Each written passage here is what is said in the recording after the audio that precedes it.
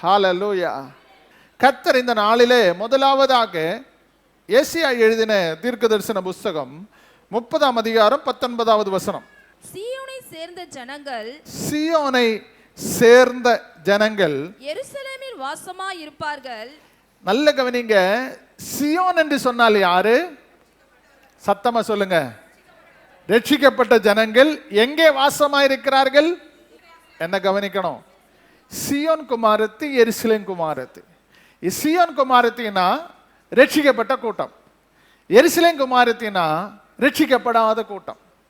இப்ப சியோன் குமாரத்தி எங்க வாசம் பண்ணி இருக்கிறாங்க?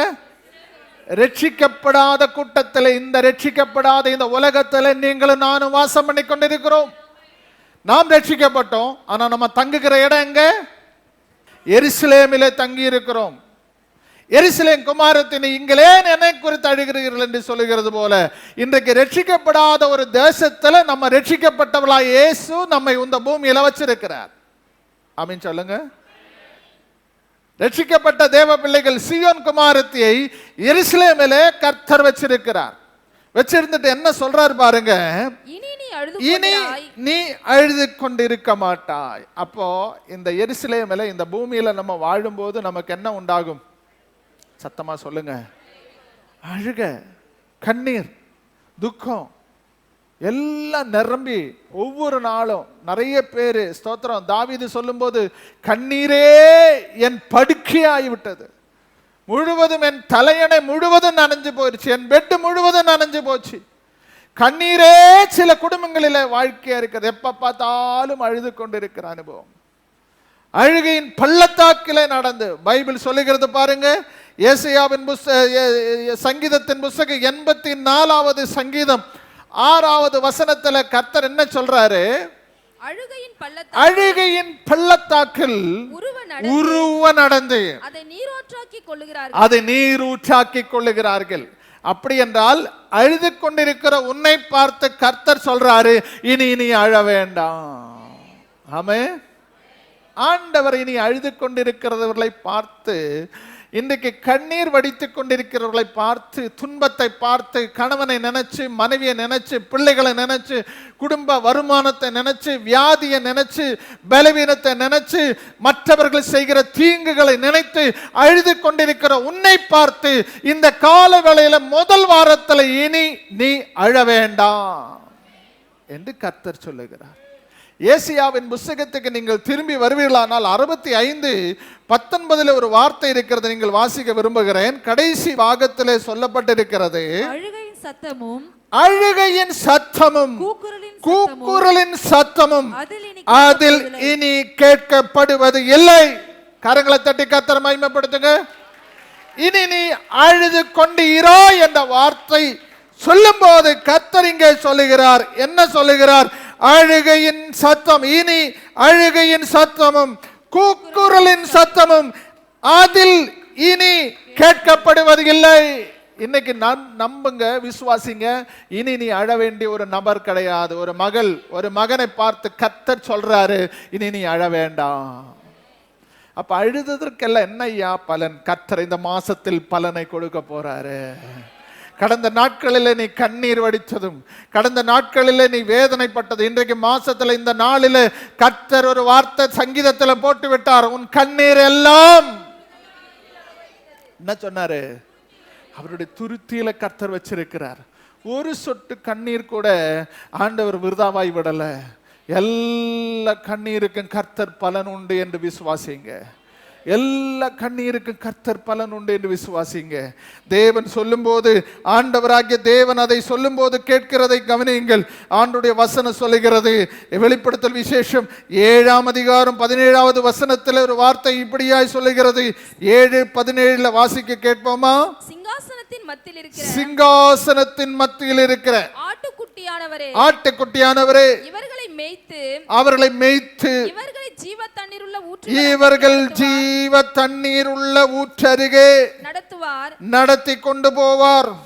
தேவன் தாமே இவர்களுடைய கண்ணீர்கள் யாவையும் துடைப்பார். ஆமென் சொல்லுங்க. உங்க கண்ணீர் எல்லாம் கர்த்தர் இந்த மாதத்தில் துடைக்க போகிறார் என்று விசுவாசிங்க. ஒரு மனுஷன் உங்க கண்ணீர் தொடச்சால் அது மறுபடியும் வந்து கொண்டிருக்கும். ஆனால் கர்த்தர் தாமே உங்கள் கண்ணீர் எல்லாம் கர்த்தர் துடைப்பார். வெளிப்படுத்தல் விசேஷம் 21ஆம் அதிகாரம் அதனுடைய 4வது வசனம் சொல்லுகிறது, அவர்களுடைய கண்ணீர் யாவையும் தேவன் துடைப்பார். தேவன் துடைப்பார். ஏன் இந்த வசனங்கள் எல்லாம் எடுத்து சொன்னேன்னு சொன்னா, கண்ணீர் வடிக்கிற ஒவ்வொரு தேவ பிள்ளைகளுடைய கண்ணீர் எல்லாம் இன்றைக்கு கர்த்தர் மாற்ற போகிறார். இனி நீ அழுது கொண்டிராய். ஹல்லேலூயா, ஹல்லேலூயா. இஸ்ரவேல் தேசத்துல வீப்பிங் வால் என்று சொல்லுகிறதான ஒரு ஸ்தோத்திரம் மதில் இருக்கிறது. யூதர்கள் அந்த மதிலை போய் தலை இடிச்சு அழுது புலம்புவார்கள். தமிழில் அது புலம்பலின் மதில். இன்னைக்கும் நீங்கள் எருசலேம் தேசத்தில் போனால் யூதர்கள் தங்களுடைய கஷ்டங்கள் வேதனைகள் வரும்போது, அவர்களுக்கு பாடுகள் உபதிரவங்கள் வரும்போது நேரா அந்த வீப்பிங் வாலில் போய் நின்று தலை அடிச்சு அழுது புலம்புவார்கள். அந்த கண்ணீர் வடிக்க வடிக்க அவர்களுடைய மதத்துக்கு ஏற்றது போல அங்கே போய் கண்ணீர் வடிச்சா விடுதலை கிடைக்கும் என்று யூதர்கள் நம்பிக்கொண்டிருக்கிறார்கள். ஆங்கிலத்தில் வீப்பிங் வால், தமிழில் புலம்பலின் மதில் என்றும் சொல்லப்படுகிறது. இன்றைக்கும் அந்த மதிலுக்கு அதுதான் பேரு. எனக்கு அன்பார்ந்த தேவ பிள்ளையே, நம்ம தலையில இடிச்சோ நம்முடைய செவரில் இடிச்சோ நம்முடைய கண்ணீர் வடிச்சோ விடுதலை கிடைக்கவே கிடைக்காது.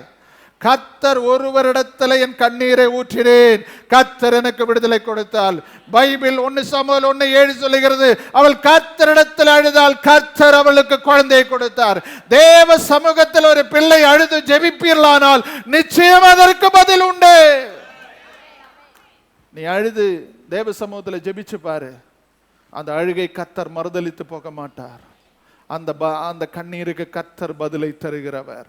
இன்றைக்கு யாரெல்லாம் கண்ணீரோடு கூட வேதனையோடு கூட பாரத்தோடு கூட இங்க வந்திருக்கிறீங்களோ அத்தனை பேருடைய கண்ணீர் எல்லாம் கர்த்தர் துடைப்பார்.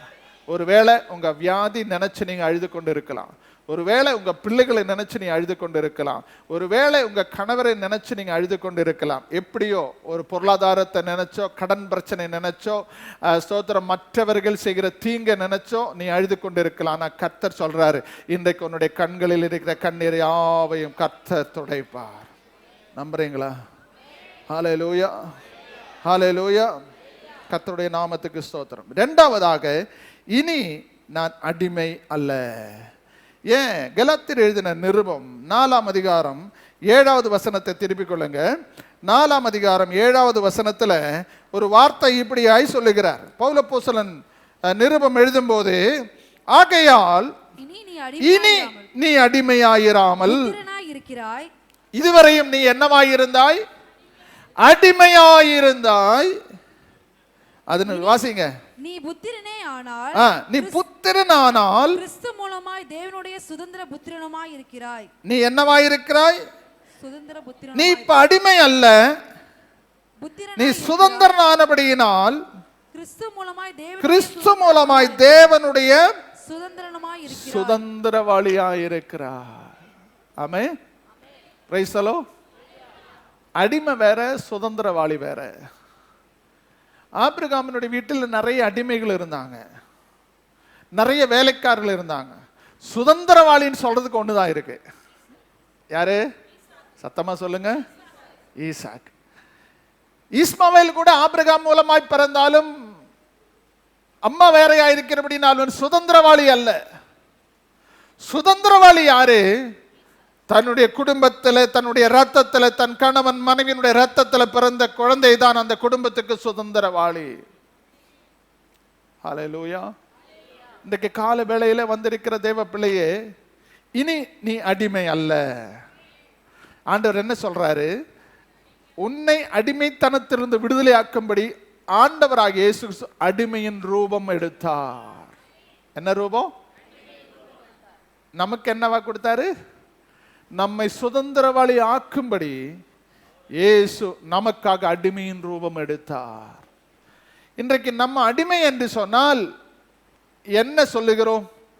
ஒருத்தருடைய வாழ்க்கையில் அடிமை என்று சொன்னாலே அவனுடைய அன்றல தான் இருக்கிறோம். அவன் என்ன சொல்லுகிறானோ அதை கேட்கணும். ஆனால் பைபிள் சொல்லுகிறது, ஸ்தோத்திரம், ஆண்டவருடைய சமூகத்தில் வரும்போது ஆண்டவராகிய தேவன் மரியாளுக்கு ஒரு நல்ல செய்தியை கொடுக்கிறார். உடனே அவள் சொல்கிறார், நான் உமக்கு அடிமை. யாருக்கு அடிமை? நீங்களும் நானும் கர்த்தருக்கு அடிமையாயிருக்கிறோம். அது சுதந்திரவாளி. அடிமை என்று சொல்லாம ஆண்டவர் சொல்லும்போது சொல்றாரு, அது சுதந்திரவாளி. ஹல்லேலூயா.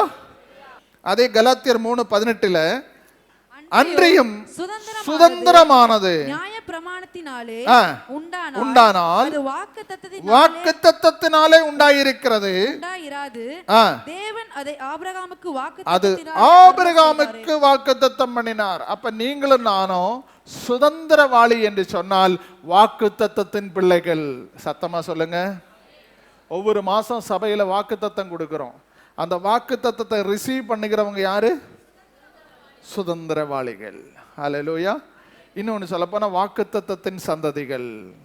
இன்றைக்கு கர்த்தருடைய சமூகத்தில் வந்திருக்கிற தேவ பிள்ளையே, எந்த சூழ்நிலையில் இருந்தாலும் எந்த நேரத்திலும் கர்த்தர் தான் எனக்கு நித்திய தகப்பனாய் இருக்கிறார் என்ற ஒரு உணர்வு நமக்கு எப்போதும் வரணும். எப்போது கர்த்தரை சார்ந்து வாழ்கிற ஒரு வாழ்க்கை ஆண்டவராகிய தேவன் நம்மிடத்திலிருந்து எதிர்பார்க்கிறார். அடிமையின் சுபாவம் என்ன? வேதம் சொல்லுகிறது, அவனுடைய சுயமாய் எதையும் செய்ய திராணி இல்லாதவன். இவங்க சொன்னா அவங்க செய்யணும். சுயமாக தனிமையாக எதுவும் செயல்படாத ஒரு நிலைமை. உட்கார சொன்னா உட்காரணும், எந்திரிக்கணும் எந்திரிக்கணும், இந்த ட்ரெஸ் தான் போடணும், இந்த சாப்பாடுனா சாப்பாடணும். எல்லா காரியத்திலும் ஒரு ரிசெக்ஷன் இருக்கிறது, ஒரு தடை இருக்கிறது. என்ன, இவன் நினைச்சது நடக்க முடியாது. ஆனா சுதந்திரவாளி என்ன நினைக்கிறதோ அது கர்த்தர் நடத்துவார். ஆமென். அப்ப அடிமைக்கு சுயமா எதையும் செய்ய முடியாதபடி அவனை அலட்டி கொண்டிருக்கிற சூழ்நிலையிலிருந்து இன்றைக்கு நம்மை கர்த்தர் சுதந்திரவாளியாய் மாற்றி இருக்கிறார். இனி நான் என்னவில்லை, சத்தமா சொல்லுங்க. யாருக்கும் ஆண்டவர் பிள்ளைகள் சொல்லப்பட்டிருக்கிறது, யாருக்கு நான் அடிமை அல்ல. அதே நேரத்தில் நம்ம ரெஸ்பெக்ட் பண்ணணும், அதே நேரத்தில் நம்ம கீழ்ப்படியணும், அதே நேரத்தில் நம்ம அன்பு செலுத்தணும். ஒருத்தர் ஒரு வேலை சொன்னால் அது செய்யணும். இதெல்லாம் அடிமையின் சுபாவம் அல்ல, நம்ம அவர்கள் மேல் வைத்திருக்கிறதான கனத்துக்கு. இப்போ நான் ஒரு வேலை சொன்னால் சகோதரர்கள், என்னை விட மூத்த சகோதரர்கள், விசுவாச மக்கள் எல்லாரும் இருக்கிறீங்க, பாஸ்டர் சொன்னாரு செய்கிறேன். இது அன்பின் நிமித்தமாய் செயல்கிறதான ஒரு காரியம். ஆனபடினாலே ஒரு அடிமை வேலை என்று சொல்லுகிறது, நான் சொல்றதா நீங்க செய்யணும்னு சொல்றது அடிமை அல்ல. சபை, சபையில் இருக்கிற விசுவாசிகள் எல்லாரும் சுதந்திரவாளிகள். உங்களுக்கு இருக்கிற எல்லா உரிமை, எனக்கு இருக்கிற எல்லா உரிமைகளும் விசுவாசிகளுக்கும் இருக்கிறது. அப்படி என்று சொன்னால் நம்ம எல்லாரும் ஒரே தோட்டத்தில் வாழ்ந்து கொண்டிருக்கிறோம். ஆமென். பற்பல தோட்டத்தில் ஆண்டவர் என்ன கண்காணியா வச்சிருக்கிறாரு, உங்களை மேய்க்கும்படியாக. ஒரு மேய்ப்பனா வச்சிருக்கிறாரு, மேய்க்கும்படியாக. என்ன, இப்படி போங்க அப்படி போங்க அப்படின்னு சொல்லிட்டு ஸ்தோத்திரம், ஆண்டவர் வழிகளை காட்டுகிறதற்காக வழிகாட்டியாக கர்த்தர் வச்சிருக்கிறார். அப்படி என்றால் இன்றைக்கு நாமும் நீங்களும் ஒருபோதும் அடிமைகள் அல்ல. வேதத்தில் தெளிவாய் சொல்லப்பட்டிருக்கிறது பாருங்க.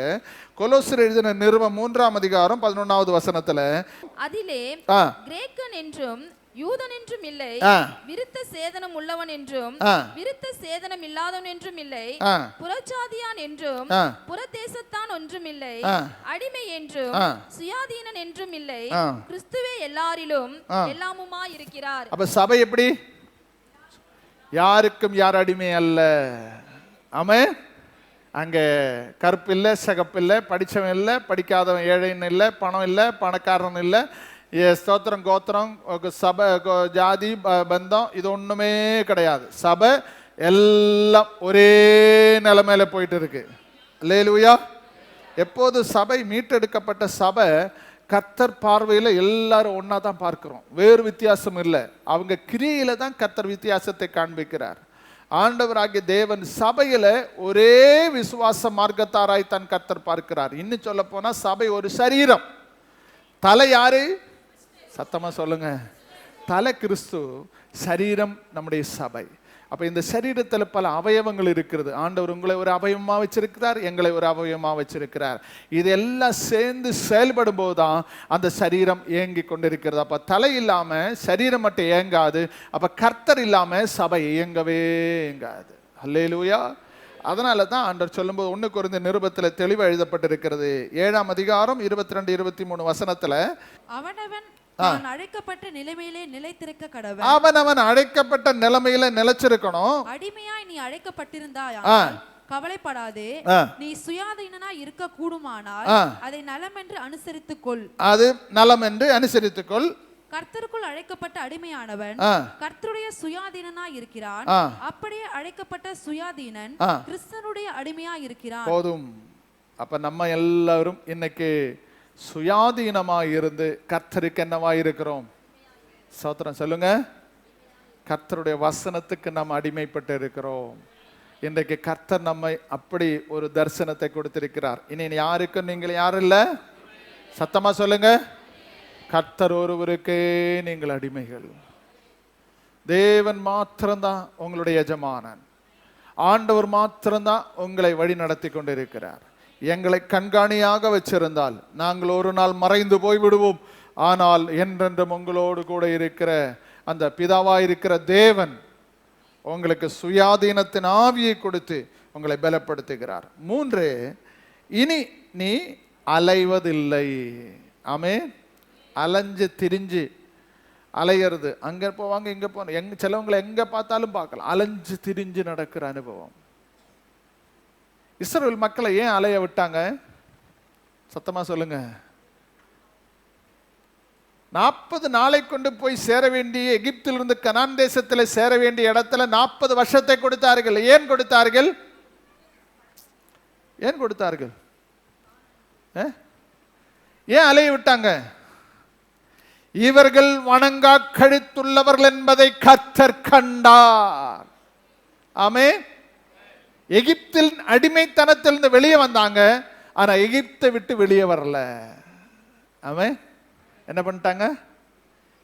எகிப்திலிருந்து கனான் தேசத்துக்கு போறாங்க. ஆனா என்ன? எகிப்தினுடைய சுபாவம் உள்ளே இருந்துச்சு. அந்த முறுமுறுப்பு, அந்த வணங்கா கழுத்து, அந்த கீழ்ப்படியாம, அந்த எதிர்த்து பேசுறது எல்லாம் அவங்களுக்குள்ள இருந்தது. இன்னைக்கு நிறைய பேர் ரட்சிக்கப்பட்டாங்க. ஆனா இன்னும் என்ன இருக்கு? ஸ்தோத்திரம் சொல்லுங்க. சுபாவம் மாறல. விசுவாசிகளே, நம்முடைய வாழ்க்கையில ஒண்ணு மட்டும் அறிஞ்சுக்கொள்ள, என்னைக்கு நம்ம ரட்சிக்கப்பட்டு இந்த வேதத்தை எடுத்து நடக்கிறோமோ அன்றைக்கு இந்த வேதத்தின்படி வாழுகிறதுக்கு நம்ம பிரயாசப்படணும். அதான் கர்த்தர் விரும்புகிறார். அப்ப ஆண்டவர் என்ன சொல்றாரு? இனி நீ அலைய வேண்டிய அவசியம் இல்லை. நான் அலைய வைக்க மாட்டேன். ஆனா உன்னுடைய கிரியையினால நீ அலைஞ்சாய். உன்னுடைய கிரியை தான் உன்னை என்ன செய்தது? சத்தமா சொல்லுங்க. எரேமியாவின் புத்தகம் 4ஆம் அதிகாரம் 1வது வசனத்தை கவனிங்க. அங்க என்ன சொல்லி இருக்கிறது? கவனித்து கேட்போமா? இஸ்ரவேலே, நீ திரும்புகிறதற்கு மனதா இருந்தால் என்னிடத்தில் திரும்பு என்று சொல்லுகிறார். நீ உன் அருவருப்புகளையும் என் பார்வையில் இருந்து அகற்றி விட்டால் இனி நீ அலைந்து திரிவதில்லை. அப்ப அலையறதுக்கு காரணம் என்ன? கர்த்தருக்கு முன்பாக ஒரே கடவுள் என்னை ஆராதிச்சாங்க. கர்த்தர் தான் எனக்குன்னு சொன்ன இடத்துல விக்கிரகங்களை கொண்டு வந்து வச்சுட்டாங்க. அந்நிய தேவனை நாடி போகிறவர்களுக்கு என்ன உண்டாகுமா? வேதனை பெருகும். அப்ப இன்றைக்கு இந்த இஸ்ரவேல் ஜனங்கள் ஏன் அலைஞ்சு கொண்டிருந்தாங்க? கர்த்தருக்கு பிரியமில்லாத கர்த்தரிடத்தில் திரும்பாமல் அவங்க இஷ்டம் போல மனம் போன போக்கில் அவர்கள் வாழ்ந்தார்கள். வாழ்ந்தது நிமித்தமாய் அவர்கள் என்ன பண்ணிட்டாரு? யார் அலைய வச்சாரு? அவங்களே அலைஞ்சிட்டாங்க. ஆண்டவர் 40 நாளை கொண்டு போய் சேர வேண்டிய இடத்துல 40 வருஷத்தை கொண்டு வந்து சேர்த்தாங்க. அலைய வச்சுட்டாங்க. இன்னைக்கு ஒரு விசுவாசியை நீ அலைகிறவன் அல்ல, அலைந்து திரிந்து நடக்கிறவன் அல்ல. ஆண்டவராகிய தேவன் இனி நீ அலைவதில்லை, அனாதை இல்லை. உன்னுடைய வாழ்க்கையில அலைந்து திரிந்து நடக்கிறவன் என்ற ஒரு பேர் இல்லை. அலைஞ்சு திரிஞ்சு நடந்தா என்ன ஆகும்? அலைஞ்சு திரிஞ்சு நடக்கிறவனுடைய நிலைமை பார்த்தீங்களா? இன்னைக்கு இங்க இருப்பாங்க, நாளைக்கு அங்க இருப்பாங்க. இப்படி அலைஞ்சு திரிஞ்ச ஒரு பிச்சைக்காரனை போலதான் அவங்களை எண்ணுவார்கள். ஆனா இன்னைக்கு கர்த்தர் இந்த கால வேளையில சொல்றாரு, தேவ சமூகத்துல ஆண்டவர் சொன்ன வார்த்தையின்படி சொல்றாரு. ஆதியாகமத்தின் புத்தகம் 21ஆம் அதிகாரம் 14வது வசனத்துல ஒரு வார்த்தை வாசிக்க கேட்கிறேன். ஆபிரகாம் அதிகாலையில் எழுந்து அப்பத்தையும் ஒரு துருத்தி தண்ணீரையும் எடுத்து ஆகாருடைய தோளின் மேல் வைத்து பிள்ளையையும் ஒப்புக்கொடுத்து அவளை அனுப்பிவிட்டான். அவள் புறப்பட்டு போய் பெயர்சபாவின் வனாந்தரத்திலே அலைந்து திரிந்தாள். ஏம்மா இவள அலைந்து திரியணும்? அந்த அளவுக்கு அவளை என்ன பண்ணா? அதனுடைய 9வது வசனம் சொல்லுகிறது, பின்பு எகிப்து தேசத்தால் ஆகிய ஆகார் ஆபிரகாமுக்கு பெற்ற குமாரன் பரியாசம் பண்ணுகிறதை சாராள் கண்டு என்ன செஞ்சாங்க? உண்மையா உனக்கு ஒரு நல்ல இடம் கொடுத்தாங்க, நீ நல்ல இடத்துல உட்கார்ந்து இருக்கணும்ல. ஆபிரகாம் நல்லதான உன்னை கவனிச்சாங்க. ஆனா என்ன பண்ணாங்க? ஈசாக்கு வந்தபோது அவனல்ல எம்மாத்திரம் என்று பரிகாசம் பண்ண ஆரம்பித்தார்கள். ஒரு தேவ பிள்ளை மற்றவங்களை பார்த்து என்ன செய்யக்கூடாது? சொல்லுங்க. உங்களை விட அழகில்லாமல் இருக்கலாம், உங்களை விட படிப்பில்லாமல் இருக்கலாம், உங்களை போல பேக்ரவுண்ட் இல்லாமல் இருக்கலாம், உங்களை போல ட்ரெஸ் இல்லாமல் இருக்கலாம், உங்களை போல எந்த ஒரு இது குட்டையாக இருக்கலாம், நெட்டையாக இருக்கலாம், அங்கவீனம் உள்ளவனாக இருக்கலாம். அவங்கள என்ன செய்யக்கூடாது? சத்தமாக சொல்லுங்க. ஒரு பிரதர் ஒரு சிஸ்டர் நல்லா புரிஞ்சுக்கணும். மற்றவங்களை பரிகாசம் பண்ணுறதுக்கு ஒருபோதும் உங்கள் நாவோ உங்களுடைய பேச்சோ செயல்படக்கூடாது. நான் கடந்த நாட்களில் நான் பார்த்தேன் பல ஸ்தோத்திரன். எனக்கு மற்றவங்களுடைய எக்ஸ்பீரியன்ஸ் இஸ் த பெஸ்ட் டீச்சர்னு சொன்ன மாதிரி நான் மற்றவங்களை நிறைய கவனிப்பேன். அப்போ அவங்களுடைய சூழ்நிலை நான் கொஞ்சம் கவனிப்பேன். ஏன் இப்படி வந்தது அப்படின்னு சில காரியங்களை புரட்டி பார்க்கணும். நீங்களும் அது பார்க்கணும். இப்போ என்னுடைய வாழ்க்கையில் ஒரு மிஸ்டேக் வந்துருச்சுன்னா அது எதனால் வந்ததுன்னு நான் யோசிக்கணும். என்னைத்தானே நான் ஆராய்ந்து பார்க்கணும். எதனால் அந்த நிலைமை வந்தது அப்படின்னு நான் ஆராய்ஞ்சு பார்க்கணும். உங்கள் வாழ்க்கையில் அப்படி தான். எல்லாரும் பர்ஃபெக்ட் இல்லை. ஆனால் சில தோல்விகள் வரும்போது எதனால் இது வந்தது என்பதை என்ன செய்யணும்? ஆராய்ந்து பார்க்கணும். நீங்களே தன்னைத்தானே ஆராய்ந்தால் நிதானித்தால் நிதானப்பட என்ன சொல்லுவோம்? நியாயம் தீர்க்கப்படவும் என்று சொல்லப்பட்டது. தன்னைத்தானே ஆராய்ந்து பார்க்கணும். மற்றவங்க சொல்ல வேண்டாம். மற்றவங்க ஸ்தோத்திரம் சொல்றதுக்கு முன்னாடி தன்னைத்தானே நிதானித்து அறிந்தால். இவள் என்ன செய்கிறாள்? இவளுக்கு நல்ல சாப்பாடு, நல்ல வீடு, எத்தனை ஒரு பெரிய கிராமமே ஆபிரகாமே இருக்கு. இவ்வளவு ஒழுங்கா இருந்திருக்கலாம்ல. மற்றவங்களை பரிகாசம் பண்ணிட்டாங்க. ரெண்டாவது இவளை என்ன பண்ணிட்டாங்க? 16ஆம் அதிகாரம் அதனுடைய 4வது வசனத்துல நீங்க படிச்சீங்கன்னா, அவன் ஆகாரோட சேர்ந்தபோது அவள் கர்ப்பம் தரித்தாள். அவள் தான் கர்ப்பவதியானதை கண்டபோது தன் நாச்சியாரை அற்பமாக எண்ணினாள். என்ன செஞ்சாலு? அப்ப இவள் ரெண்டாவது செஞ்ச அலைஞ்சதற்குரிய காரணத்தை நான் சொல்றேன். ஒரு மனுஷன் அலைகிறதுக்குள்ள காரணம் மற்றவங்களை என்ன பண்ணிட்டாங்க? அற்பமா எண்ணிட்டாங்க. நீ எல்லாம் ஒரு பொண்ணா, நீ எல்லாம் ஒரு பொம்பளையா, நீ ஒரு ஆம்பளையா அப்படின்னு அற்பமா காண்கிறவங்களை எல்லாம் மட்டமா நினைக்கிறது. அலையறதற்கு காரணம் என்ன? இவள் ஒழுங்கா ஒரு காரியத்தை கர்த்தர் ஏதோ ஒரு இடத்தை கொடுத்தாங்க, இருந்து சமாதானமா இருந்து. எத்தனையோ பேர் அவங்க வீட்டில் இருக்கிறாங்க, எத்தனையோ கூலி ஆட்கள், வேலையாட்கள், படையாளிகள், எத்தனையோ பேர் கை தேர்ந்தவர்கள் எல்லாம் அங்கே இருக்கிறாங்க, யுத்த வீரர்கள் இருக்கிறாங்க. இவ்வளவு பெரிய இடத்துல இவளுக்கு மட்டும் என்ன? சரி, உனக்கு பேக்ரவுண்ட் இருந்தா ஓகே. ஒரு பேக்ரவுண்டும் இல்லை, நீ பேரே அடிமை பண்ணு. ஒரு பேக்ரவுண்ட் இல்ல உனக்கு. இங்க வார்த்தை எப்படி திமிர் பேச்செல்லாம் வந்தது? சிலவங்க இதனாலதான் நிறைய பேர் மிஸ்டேக் பண்ற காரியம் என்ன காரணம்? அவங்க பேச்சு சரி கிடையாது. திமிரான பேச்சு, ஹெட்வெயிட்டான பேச்சு, ஏதோ பெரிய சாதனை பண்ற மாதிரி அற்பமா மற்றவங்களை நினைக்கிறீங்க. ஒரு ஸ்தோத்திரம், உங்களை விட ரொம்ப லோ லெவல்ல இருந்தாலும் அவங்களையும் நீங்க கனப்படுத்துகிறதுக்கு தயாராகணும். யாரும் ஒருத்தரை மட்டமா do respect and get respect. நீ ஸ்தோத்திரம் தமிழ்ல என்ன சொல்லுகிறது? மதிப்பு கொடுத்து மதிப்பு வாங்கணும். அப்ப தேவ சமூகத்தில் ஒரு விசுவாசி அறிஞ்சு வச்சிருக்கணும், யாரையும் நீங்க அற்பமா எண்ணக்கூடாது.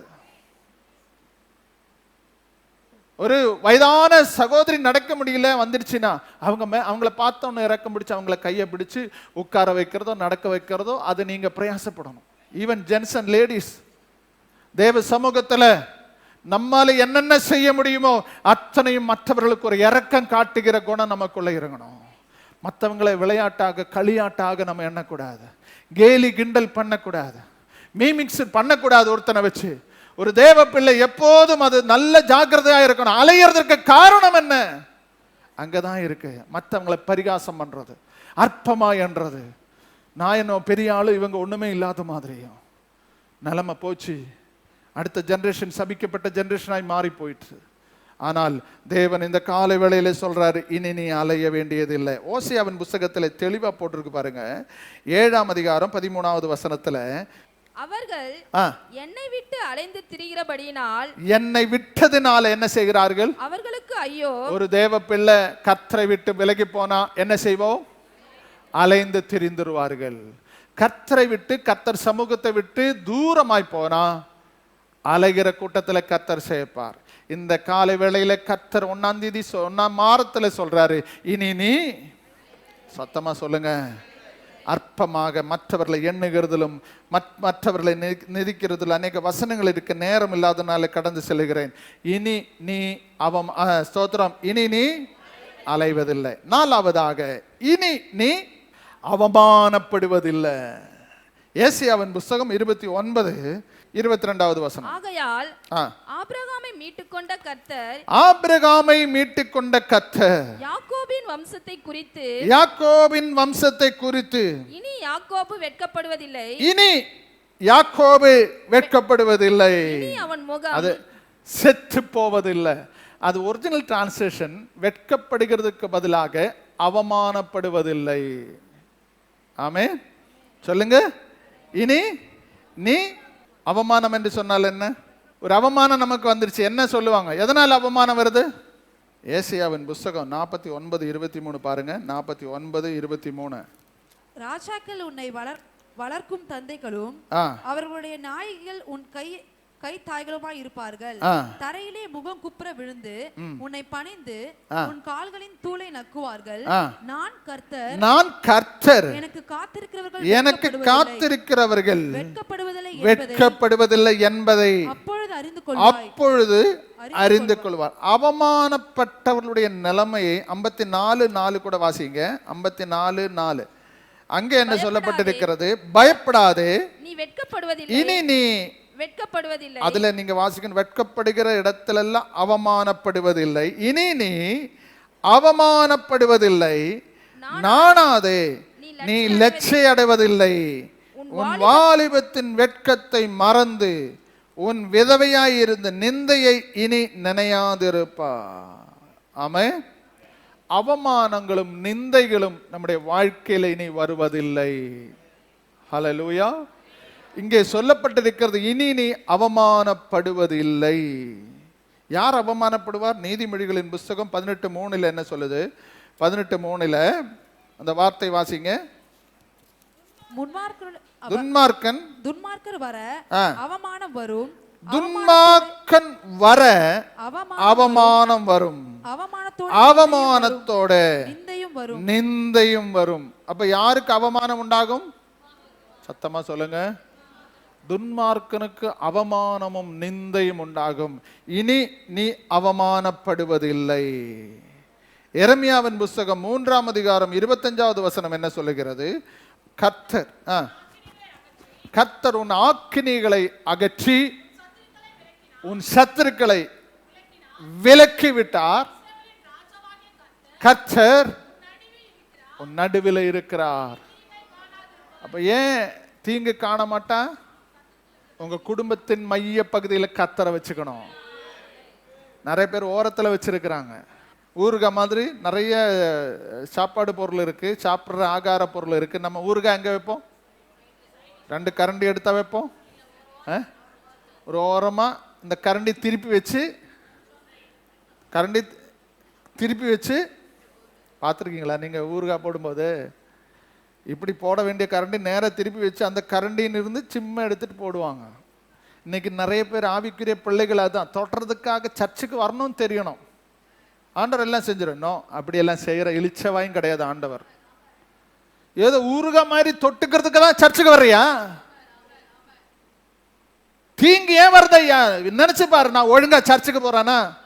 52 வாரம் ஆண்டவர் உங்களுக்கு ஞாயிற்றுக்கிழமை ஓய்வு நாள் ஆராதனை, உங்க சொந்த காரியத்தை செய்யாம ஓய்வு நாள்னு உலகத்திலே என்ன பண்ணிட்டாரு? ஞாயிற்றுக்கிழமை இந்தியா மட்டுமல்ல, உலகம் முழுவதும் 189 கண்ட்ரிகளில் லீவு. உனக்கு மட்டுமல்ல லீவு, எல்லா மனுஷனுக்கும் லீவு. ஆனா நமக்கு தெரிஞ்சிட்டோம், ஓய்வு நாள் அது கர்த்தருடைய நாள். அது போயிட்டு அங்க என்ன சொல்றது, ஊர் சுத்துறதுக்கு அங்க என்ன சொல்றது, கேளிக்கை விடுதிகளுக்கு அங்க போறது, என்ன பொழுதுபோக்கு பூங்காவுக்கு போறதுக்கு அல்ல உனக்கு ஞாயிற்றுக்கிழமை. ஞாயிற்றுக்கிழமை ஆலயத்துல வந்து கர்த்தரை ஆராதிக்கிற நாள். ஹல்லேலூயா, ஹல்லேலூயா. இனி நீ தீங்கை காணாதிருப்பாய். என்ன, கர்த்தருக்கு கொடுக்க வேண்டிய நேரத்தை என்ன செய்யணும்? முழு ஹிருதயத்தோடு, முழு ஆத்மாவோடு, முழு பலத்தோடு. சர்ச்சுக்கு வந்த ஏதோ வந்துட்டு போனேன், பாஸ்டர் எதை கேட்க போறார், பாஸ்டர் எதை கேட்க போறார், நாங்க கேட்கிறோமோ இல்லையோ கர்த்தர் கேட்பார். கர்த்தர் நேரடியா வந்துட்டு ஏம்மா சர்ச்சுக்கு போறேன்னு சொல்லிட்டு கொஞ்சி கெஞ்சி எல்லாம் கேட்க மாட்டாரு. ஒரு பிடி பிடிப்பாரு. ஒரு பிடி பிடிச்சிச்சுன்னா கடைசி வரைக்கும் நொண்டியா நடந்துட்டாரு. யாரு? நம்ம பிடிச்ச ஏதாவது ஒன்று, பாஸ்ட் ஏதாவது சொன்னா போதும், அவர் அப்படி பேசிட்டாரு, அப்படி பேசிட்டாரு. என்ன பேச்சு ஐயா, உங்க மேல கோபத்தில் நாங்க பேசுறோம்.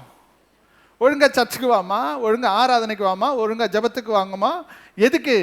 கர்த்தர் உங்களுக்கு நன்மை உண்டாகிறதுக்கு ஆண்டவர் எங்களை ஒரு உபதேசியாராக வச்சிருக்கிறார், உங்களை கைட் பண்ண வச்சிருக்கிறார். பரலோகத்தில் எப்படியாவது நீங்க வந்து சேர்ந்துடணும். அது வரைக்கும் உயிருள்ள நாளெல்லாம் எங்களுக்கு ஆயுசு ஆரோக்கியம் கொடுத்து அவங்கள மேய்ச்சிட்டு இருக்கணும். அதுக்கு எவ்வளோ பிரச்சனைகள், எவ்வளோ போராட்டங்கள்.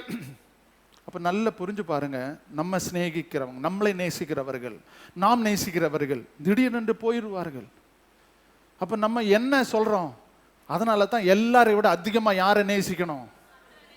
கர்த்தரை நேசிக்கணும். கர்த்தரை உறுதியா பற்றி கொள்ளணும். கர்த்தருக்கு கொடுக்க வேண்டிய நேரத்தை சரியா கொடுக்கணும்.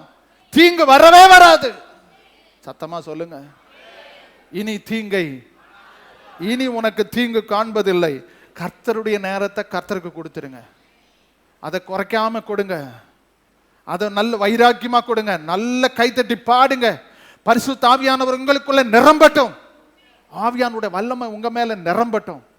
ஏதோ வந்தது போல சரீரம் வந்துச்சு போச்சுன்னு அல்ல, நீங்க திரும்பி போகும்போது உன்னத பலத்தோடு கூட போகணும். உங்களுடைய பலன் உன்னத பலனா மாறணும். எவ்வளவு பலவீனம் இருக்கும். ஒவ்வொரு உலக காரியங்கள் எல்லாம் நான் பார்த்து கவனிக்க, ஆபீஸ் ஒர்க் எல்லாம் செய்யும்போது ரொம்ப பலவீனமாயிரும். ஆனா என்னைக்கு கர்த்தருடைய வசனத்தை படிச்சு கர்த்தருக்காக ஏதோ செய்யணும்னா எனக்குள்ள ஒரு புதிய பலனை கர்த்தர் கொடுக்கிறார். உங்களுக்கு அதுதான் நிலைமை. நீங்க எது செஞ்ச, கர்த்தருக்கு எது செஞ்சாலும் உற்சாகமா செய்யுங்க. அதனால தான் பாடும்போது நல்ல தெளிவா பாடுங்க, கை தட்டும் போது நல்ல தட்டுங்க, கர்த்தரை துதிக்கும் போது வாய் திறந்து நல்ல துதிங்க.